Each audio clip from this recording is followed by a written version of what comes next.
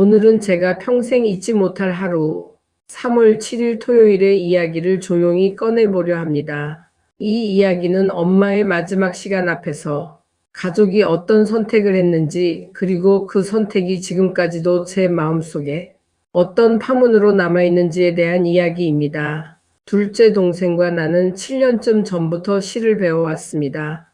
시를 쓰고 시집도 냈습니다. 그 시집 속에는 엄마 이야기가 참 많이 담겨 있습니다. 그리고 3년 전부터는 즐거운 놀이처럼 예술 디카시도 배우고 있습니다.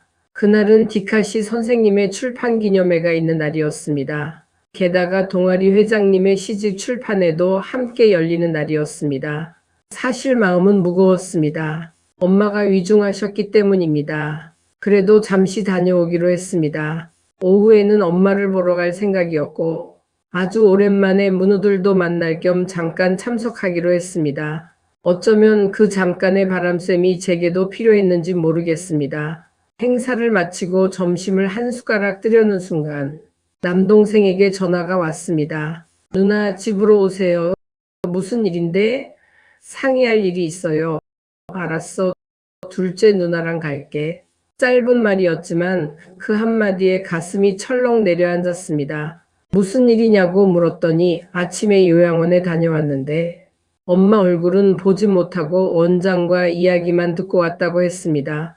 그리고 누나들과 상의를 해야겠다고 했습니다. 그 말을 듣는 순간 저는 직감했습니다. 아, 무슨 일이 생겼구나. 가볍지 않은 일이구나. 우리 가족은 이미 마음을 모아둔 것이 하나 있었습니다. 엄마에게 무슨 일이 있어도 콧줄은 끼우지 않겠다는 것이었습니다. 평소에 엄마가 원하지 않으셨고 우리도 동의했기 때문입니다.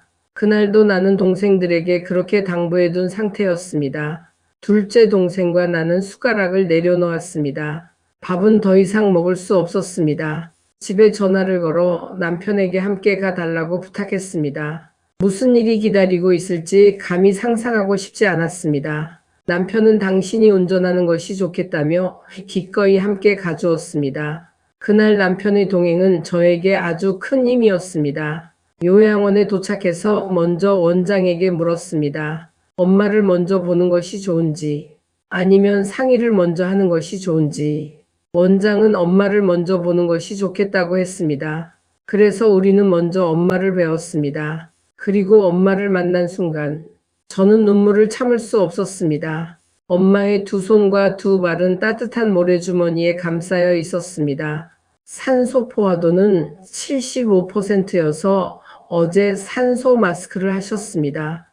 통증을 줄이는 주사를 맞아서인지 얼굴은 한결 편안해 보였습니다. 그런데 그 평온해 보이는 얼굴이 오히려 저를 더 울게 했습니다. 원래 그날은 둘째 동생과 남동생 그리고 나 셋이서 엄마 목욕을 시켜드리기로 한 날이었습니다.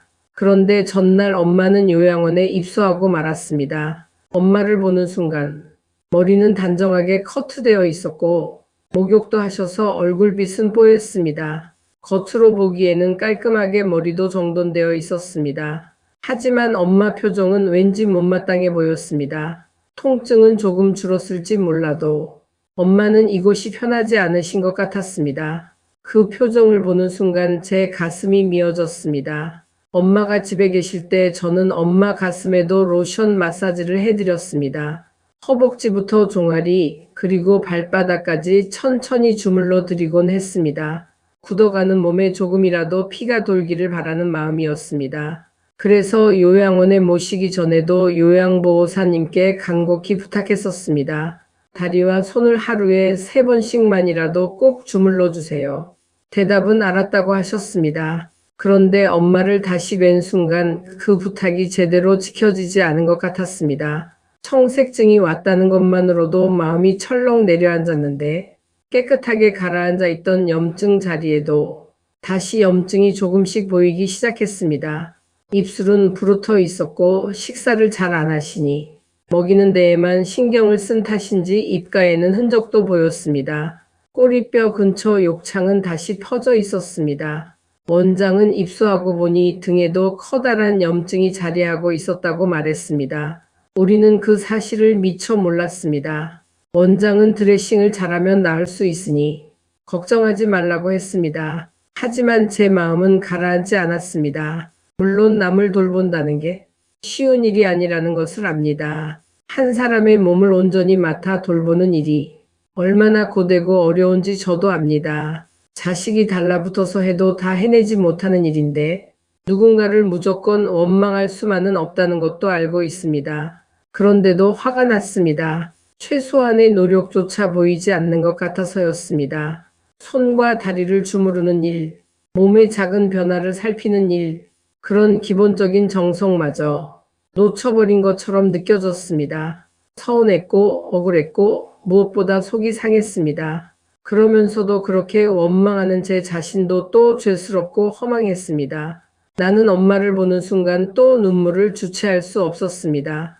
요양원 식구들은 여기서는 눈물을 보이지 말라고 했습니다. 그래도 저는 소리 없이 울었습니다. 엄마는 눈을 감고 계셨지만 정신은 또렷하다고 했습니다. 나와 둘째 동생이 엄마, 엄마 하고 불렀습니다. 그러자 엄마는 눈을 꼭 감으셨습니다. 그리고 우리를 쳐다보지 않으셨습니다. 그 모습이 아직도 잊히지 않습니다. 말은 하지 않으셨지만 엄마 마음이 몹시 불편하신 것 같았습니다. 원망이셨는지 체념이셨는지 아니면 딸들에게 차마 눈을 뜰 수 없는 다른 슬픔이셨는지 저는 아직도 알지 못합니다. 그때 반대편에서 큰 사위가 엄마 손을 잡았습니다. 장모님, 장모님 하고 부르자 엄마가 손을 3번 꽉 잡았다 놓았다 하셨습니다. 엄마는 아프신 동안 수신호를 많이 사용하셨습니다. 최고입니다.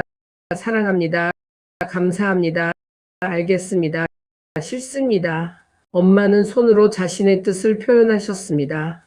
사위와는 그렇게 교신을 하셨습니다. 하지만 두 딸에게는 끝내 눈을 뜨지 않으셨습니다. 그저 눈물만 흘리셨습니다. 그 눈물을 보는 순간 저는 마음 한구석이 무너져 내리는 것 같았습니다.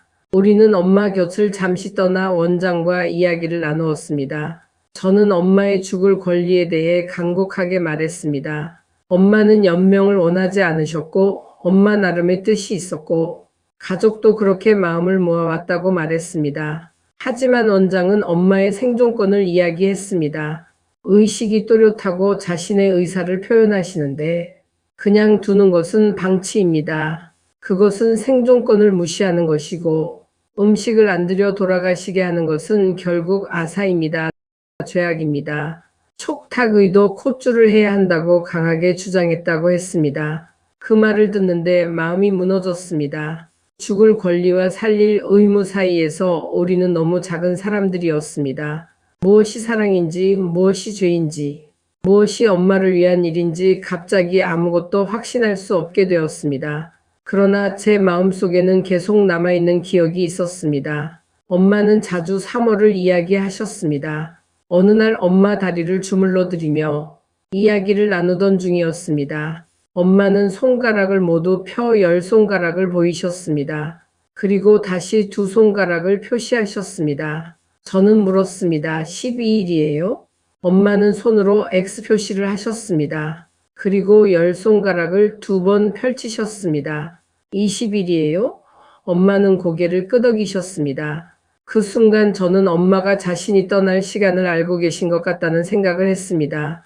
믿기 어려운 일이지만 정말 그랬습니다. 엄마는 꿈 이야기도 하셨습니다. 그 이야기는 올케가 저보다 먼저 알고 있었습니다. 어느 날 엄마가 꿈속에 3사람이 보였다고 하셨답니다. 한 사람은 엄마 자신, 한 사람은 아버지.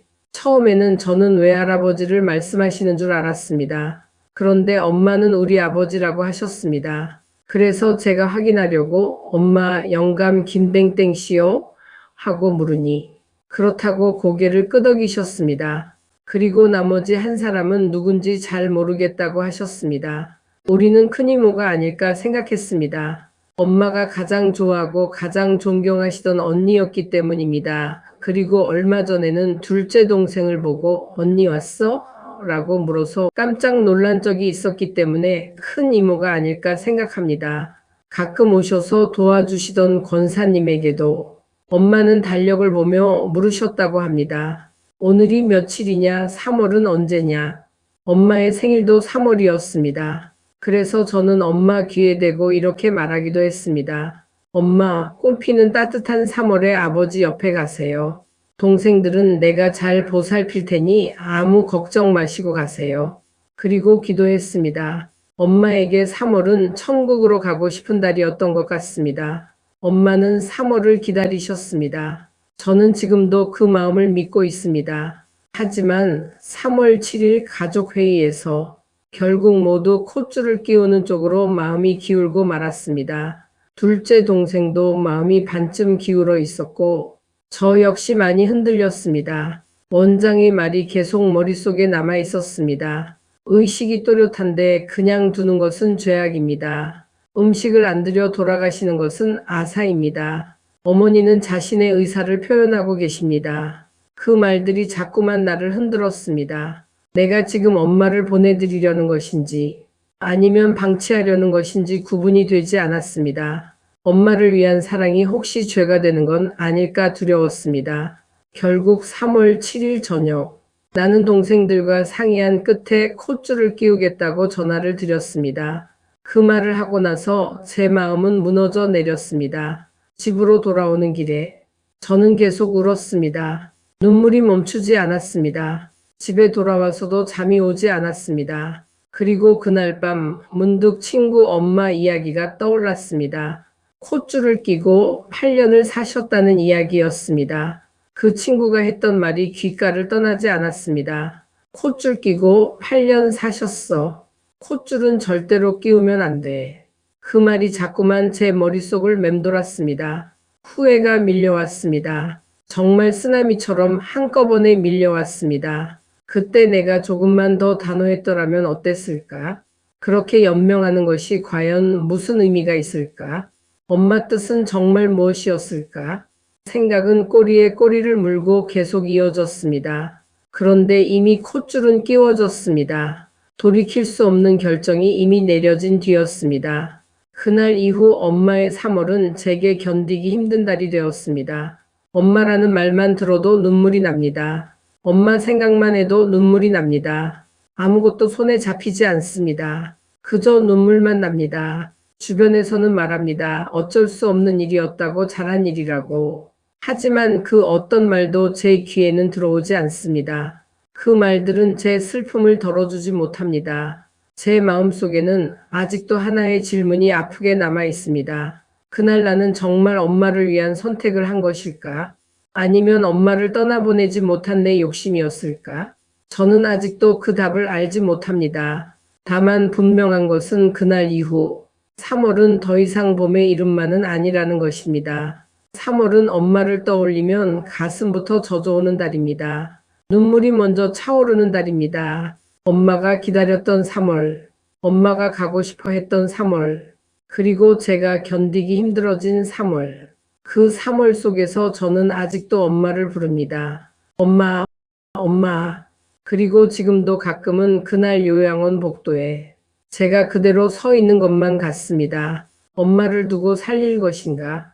보내드릴 것인가? 그 갈림길 앞에서 아무 말도 못한 채 울고 있던 그날의 저로 말입니다. 지금 제 가슴에는 여전히 눈물만 차오르고 있습니다. 엄마를 떠올리면 미안하고 그립고 아프고 보고 싶습니다. 그래서 오늘 이 이야기를 남깁니다. 잊지 않기 위해서입니다. 엄마를, 엄마의 뜻을, 그리고 그날의 제 마음을 잊지 않기 위해서입니다. 엄마의 3월도 나의 3월도 아직 끝나지 않았습니다. 엄마, 부디 아프지 않은 곳에서 평안하시길. 그리고 언젠가 제가 이 긴 눈물을 다 흘리고 나면 그때는 조금 덜 미안한 얼굴로 엄마를 다시 부를 수 있기를 바랍니다. 엄마 사랑합니다.